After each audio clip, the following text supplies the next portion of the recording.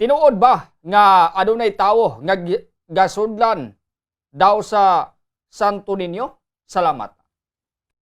Dili kini tinuod magigsunan no sa studies sa spiritual theology.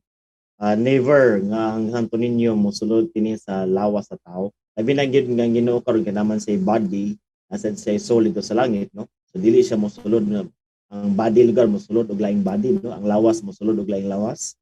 It becomes impossible.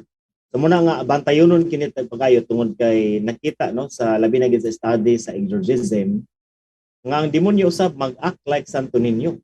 No? So kung doon ay posisyon og Santo Niño nga nahitabo diha sa lawas sa tao, dako kay ang chance no ang mga 100% ka dili gid ni ang tinuod nga Santo Niño makiigsunan, posible demonyo kini acting like siya ang Santo Niño.